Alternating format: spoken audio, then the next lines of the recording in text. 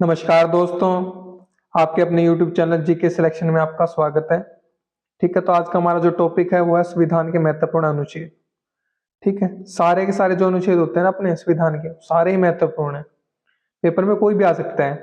ठीक है, ये नहीं कि हमने 5-10 अनुच्छेद कर लिए हमारा काम चल गया, तो हमें सारे के सारे अनुच्छेद पढ़ने पड़ेंगे। तो आज ये हमारी पहले भाग की पहली वीडियो है। ठीक है, संविधान के अनुच्छेद में हम जानते हैं 25 भाग होते हैं, तो ये पहला भाग हमारा संघ और उसका क्षेत्र। ठीक है, इसको हम पढ़ेंगे। इसमें कितने अनुच्छेद आते हैं हमारे? अनुच्छेद 1 से लेकर 4 तक। तो आज ये 4 अनुच्छेद हम पढ़ेंगे 1 से लेकर 4 तक। ठीक है, इनकी छोटी छोटी डेफिनेशन भी देखेंगे हम। ठीक है, तो शुरू करते हैं। सबसे पहले देखते हैं अनुच्छेद 1। अनुच्छेद 1 क्या कहता है हमें? संघ का नाम और क्षेत्र। ठीक है, तो संघ के नाम के बारे में बताता है और क्षेत्र के बारे में बताता है। अब इसका क्या मतलब है उसको देखते हैं छोटी सी डेफिनेशन में। भारत एक देश है, ठीक है, जो कई राज्यों और केंद्र शासित प्रदेशों से मिलकर बना है, ये हम सभी जानते हैं। और इसका आधिकारिक नाम भारत है या फिर इंडिया है। तो संविधान में जो हमारा भारत है उसका नाम भारत है या फिर इंडिया है। ठीक है, और ये हमारा क्या है, कई राज्यों से मिलकर बना है, केंद्र शासित प्रदेशों से मिलकर बना है। अनुच्छेद हमें एक यही कहता है। जब आपके पेपर में आएगा तो उसमें क्या लिखा होगा? संघ का नाम या क्षेत्र, या फिर ये डेफिनेशन में थे, इस तरीके से आपको डेफिनेशन मिलेगी देखने को। क्लियर है बात? अब देखते हैं अनुच्छेद 2 क्या कहता है हमें। नए राज्यों का प्रवेश या स्थापना। तो हमें अगर नए राज्यों का प्रवेश करवाना है अपने भारत के अंदर या स्थापना करनी है, उसके बारे में बताता है हमें अनुच्छेद 2। यदि भारत के बाहर का कोई राज्य या क्षेत्र भारत का भाग बनना चाहता है या संसद किसी नए राज्य को भारत में शामिल करना चाहती है, तो यह कार्य संसद के कानून द्वारा किया जा सकता है। तो कहने का सिंपल सा मतलब ये है कि अपने भारत में जितने भी राज्य केंद्र शासित प्रदेश हैं, उसके अलावा अगर भारत के बाहर से कोई नया राज्य हम जोड़ना चाहते हैं, भारत में कोई नया क्षेत्र जोड़ना चाहते हैं, तो अनुच्छेद 2 के तहत जोड़ा जा सकता है संसद के द्वारा। क्लियर है बात? चलते हैं हम नेक्स्ट। अब देखते हैं अनुच्छेद 3 को। अनुच्छेद 3 क्या कहता है? नए राज्यों का गठन, मौजूदा राज्यों के क्षेत्रों, सीमाओं या नामों में परिवर्तन। तो मान लो हमारा भारत के राज्य हैं, उसमें हमें क्या करना है? नए राज्य बनाने हैं। जैसे आंध्र प्रदेश से अलग होकर तेलंगाना बना, ठीक है, या फिर कोई मौजूदा राज्य है उसके क्षेत्रों की हमें सीमाओं को तय करना है। कोई राज्य की सीमा को छोटा करना है या सीमा को चेंज करना है, ठीक है, या नामों में परिवर्तन करना है, या हमें किसी राज्य के नाम को चेंज करना है, तो वो किसके अंदर अंतर्गत आता है? अनुच्छेद 3 के अंतर्गत। लेकिन अनुच्छेद 3 में सिर्फ हम उन्हीं राज्यों का नाम चेंज कर सकते हैं जो भारत में शामिल है, उन्हीं केंद्र शासित प्रदेशों का नाम चेंज कर सकते हैं जो भारत में शामिल है। अगर कोई राज्य है या कोई क्षेत्र भारत में शामिल नहीं है, जैसे कि अनुच्छेद 2 में था, ठीक है, तो उसका हम नाम चेंज नहीं कर सकते। जब वो अनुच्छेद 2 के तहत हमारे भारत में शामिल हो जाता है कोई भी क्षेत्र, तब हम उसका भी कर सकते हैं। तो कहने का मतलब ये है कि भारत में जो भी हमारा क्षेत्र आता है उसके नामों में, उसके क्षेत्रों में हम अनुच्छेद 3 के तहत क्या कर सकते हैं? चेंज कर सकते हैं या फिर नए राज्यों का गठन कर सकते हैं। संसद को यह अधिकार है कि वह कानून बनाकर किसी राज्य से नया राज्य बना सकती है, जैसे आंध्र प्रदेश से तेलंगाना बना, ठीक है। 2 या अधिक राज्यों को मिलाकर एक नया राज्य बना सकते हैं। मान लो 2 राज्य हैं, उनको मिलाकर एक नया राज्य बनाना, तो उसको बनाया जा सकता है, ठीक है। किसी राज्य की सीमाओं में परिवर्तन कर सकती है, सीमाओं को चेंज कर सकती है, किसी राज्य का नाम बदला जा सकता है। तो ये अनुच्छेद 3 के अंतर्गत आता है। तो आपको ये सारे इसमें से अगर कुछ भी मिल जाता है, मान लो आपके क्वेश्चन में आ जाता है किसी राज्य से नया राज्य बनाने का प्रावधान किस अनुच्छेद के तहत है, ठीक है, तो अनुच्छेद 3 के तहत है, ठीक है। क्लियर है बात? या फिर 2 से 2 अधिक राज्यों को मिलाकर नया राज्य बनाया जा सकता है अनुच्छेद 3 के तहत, कुछ भी आ सकता है। मतलब इसकी जो मेन डेफिनेशन होती है कि नए राज्यों का गठन, मौजूदा राज्यों के क्षेत्र, सीमाओं में परिवर्तन। लेकिन इसको डेफिनेशन करके, डिफाइन करके, इसको विस्तारित करके भी क्वेश्चन पूछा जा सकता है।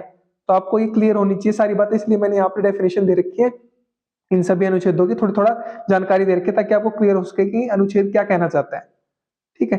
नहीं तो मैं डायरेक्टली आपको ये भी करवा सकता था, डायरेक्ट बस सभी अनुच्छेदों में इतना बता दिया जाए, लेकिन फिर आपको समझने में परेशानी होगी, और समझने में परेशानी होगी तो याद करने में ऑटोमेटिकली परेशानी होगी। क्लियर है बात? नेक्स्ट अनुच्छेद देखते हैं, अनुच्छेद 4। अनुच्छेद 4 क्या कहता है हमें? अनुच्छेद 2 और 3 के अंतर्गत राज्यों के कानूनों में संशोधन का प्रावधान। तो अनुच्छेद 2 और 3 के अंतर्गत जो भी राज्य के कानून है उनमें संशोधन का प्रावधान किसके तहत है? अनुच्छेद 4 के तहत है। उसमें कुछ बदलाव करना है, उसके कानून में बदलाव करना हो, किसके तहत हो सकता है? अनुच्छेद 4 के तहत हो सकता है। अनुच्छेद 4 बताता है कि जब संसद अनुच्छेद 2 या 3 के तहत कोई कानून बनाती है, ठीक है, मान लो संसद ने अनुच्छेद 2 या 3 के तहत कानून बनाया, ठीक है, जैसे कि नया राज्य बनाना, संसद ने कोई नया राज्य बना दिया, ठीक है, किसी राज्य की सीमाओं का नाम बदल दिया, किसी क्षेत्र को भारत में शामिल कर दिया, तो उस कानून के साथ साथ संसद को यह अधिकार स्वतः मिल जाता है कि वह संविधान की प्रथम अनुसूची, जहां राज्य और केंद्र शासित प्रदेशों की बात होती है, ठीक है। तो जैसे कि हम जानते हैं कि हमारे संविधान में कितनी अनुसूचियां हैं, 12 अनुसूचियां हैं। जब संविधान बना था तब 8 अनुसूची थी, लेकिन बाद में 4 अनुसूचियों को भी जोड़ दिया गया है संविधान संशोधन के द्वारा, तो 12 अनुसूची हो गई है। तो उसकी जो प्रथम अनुसूची है, जहां राज्य और केंद्र शासित प्रदेशों की सूची होती है, ठीक है, उसमें क्या किया जा सकता है, संसद को अधिकार मिल जाता है कि वो उसमें संशोधन कर सके, चेंज कर सके। और चौथी अनुसूची, जिसमें क्या राज्यसभा की सीटों का बंटवारा है, उसमें भी जरूरी संशोधन कर सकती है हमारी संसद। ये इसको अनुच्छेद 4 के तहत अधिकार मिल जाता है, ठीक है, कि अनुच्छेद 2 और 3 में अगर वो कोई भी कानून बनाते हैं, कोई नया राज्य बनाना, किसी राज्य की सीमाओं को तय करना, किसी क्षेत्र को भारत में शामिल करना, अगर कुछ भी बनाती है तो उसके जो चेंज हुए हैं, उन चेंजों को वो प्रथम अनुसूची, चौथी अनुसूची, ठीक है, उसमें ऐड कर सकते हैं अनुच्छेद 4 के तहत। क्लियर है बात? या जो भी अनुच्छेद 4 के अंतर्गत हमारी अनुसूचियां आ जाती हैं, उनके उनके अंदर संशोधन कर सकते हैं, उनमें बदलाव कर सकते हैं, ठीक है, क्लियर है बात? तो ये हमारे क्या है, 4 अनुच्छेद आते हैं हमारे संविधान के, महत्वपूर्ण अनुच्छेद है हमारे, ठीक है, हमेशा एग्जाम में पूछे जाते हैं। कोई भी एग्जाम हो, आपका एसएससी का एग्जाम दे रहे हो आप, रेलवे का, डिफेंस का, जिस भी एग्जाम में ये टॉपिक आता है ना, वो हर एक एग्जाम के लिए महत्वपूर्ण टॉपिक है। भाग 1, इससे आपको ये भी याद रखना पड़ेगा, जैसे 25 भाग हमारे संविधान में, ठीक है, जब संविधान बना तब 22 भाग थे, लेकिन अब 25 भाग हो चुके हैं।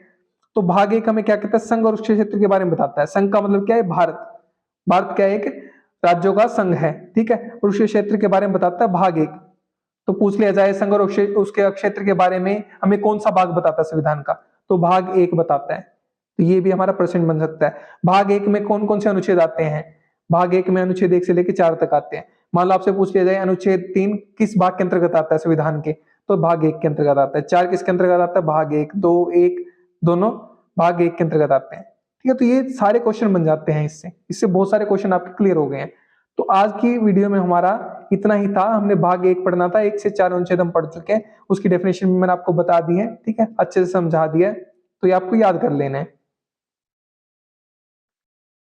और आपको अगर पीडीएफ नोट्स चाहिए, ठीक है, ये जो मैंने टॉपिक बताया या और भी टॉपिक्स हमारे जितने भी स्टैटिक जीके के टॉपिक्स हैं, जो भी मैं चैनल पे टॉपिक्स कराऊंगा, उसके अगर आपको पीडीएफ नोट्स चाहिए या कोई अपडेट्स चाहिए आपको चैनल से रिलेटेड, तो आप टेलीग्राम को फॉलो कर सकते हैं, सेम नाम से जीके से सिलेक्शन, ठीक है, जीके से सिलेक्शन आप डायरेक्ट सर्च कर सकते हो टेलीग्राम पर, या फिर ये लिंक को कॉपी पेस्ट कर सकते हो, ठीक है, ये अपना लिंक है टेलीग्राम को, कॉपी पेस्ट कर सकते हो और उस पर क्लिक करके आप टेलीग्राम को फॉलो कर सकते हो।